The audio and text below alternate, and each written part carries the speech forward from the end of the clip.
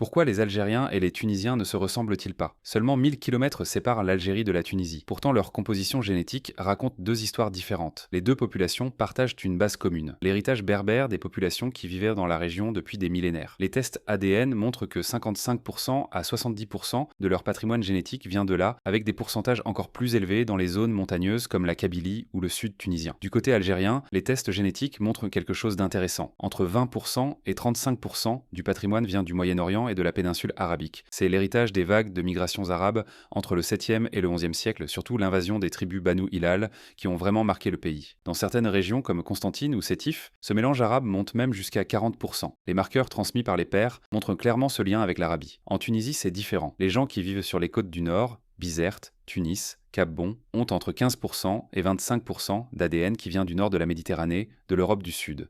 Les marqueurs transmis par les mères montrent des liens directs avec l'Italie du Sud, la Sicile, la Sardaigne. Les données génétiques confirment une proximité claire entre le nord de la Tunisie et le sud de l'Europe. Tout ça vient de presque 1000 ans d'occupation. D'abord Carthage et les Puniques, 814 à 146 avant notre ère, puis les Romains, 146 avant Jésus-Christ. Et les marqueurs berbères transmis par les pères, ils représentent 45 à 60% en Algérie, mais seulement 35 à 50% en Tunisie, où les marqueurs méditerranéens sont plus présents. Tu veux en savoir plus sur tes origines? Abonne-toi, je décrypte la génétique chaque jour.